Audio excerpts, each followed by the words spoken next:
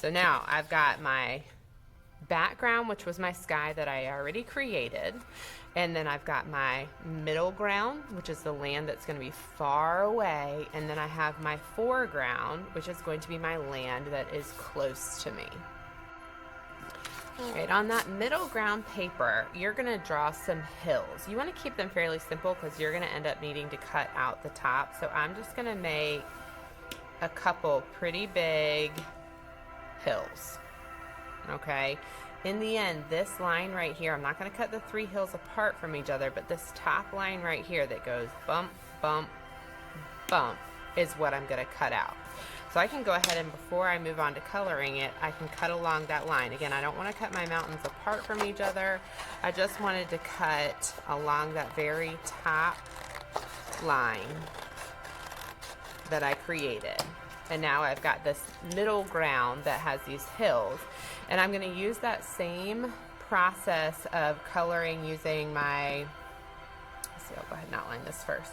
My crayons and my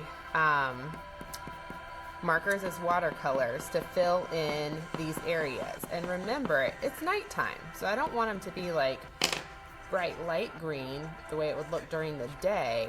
I'm going to use some black and I'm going to use some darker greens to fill in these areas to make it look like mountains at nighttime.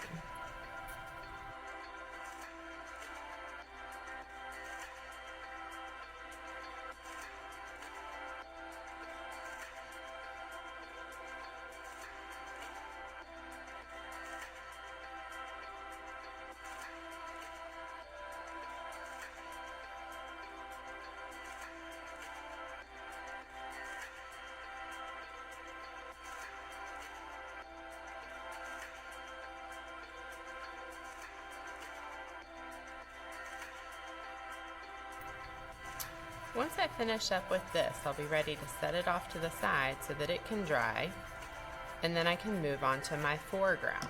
So I'll push it off to the side, and I'm going to grab my paper that's ready to do my foreground, which is the area that is the closest to us. It's still going to be land, but it's closer to us, and for that I'm going to use my smallest and shortest piece of paper. And just like before, I'm going to keep it fairly simple because I am going to need to cut out the top line. So I'm going to start off maybe by just giving myself a light line to work with. And then I'm going to start adding some things to this. Like I'm going to add maybe what's going to end up being some trees right here. And then, oh, maybe I want another like pretty big tree over here as well. And I'm doing this lightly with pencil so that I can change my, or I can add the crayon on top of it, and you're not going to really be able to see that pencil later.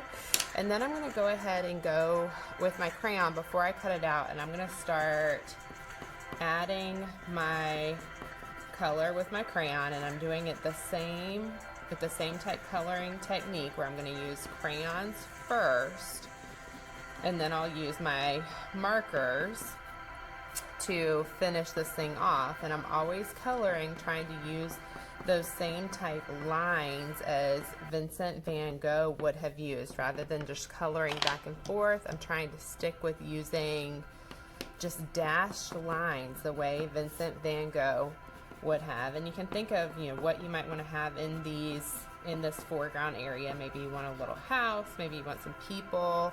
I'm going to add like some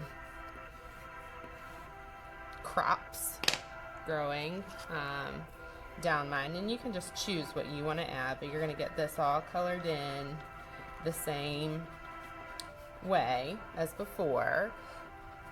And then you'll cut along your top line as well. And you know what? I'm actually going to go ahead and outline mine and cut along my top line before I do my paint. So these are my kind of hills that I added for this part.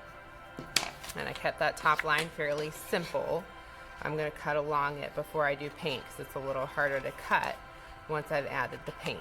So I'm going to keep the tops of my trees.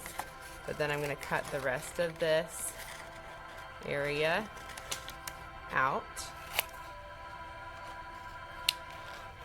and then I'm going to finish coloring it.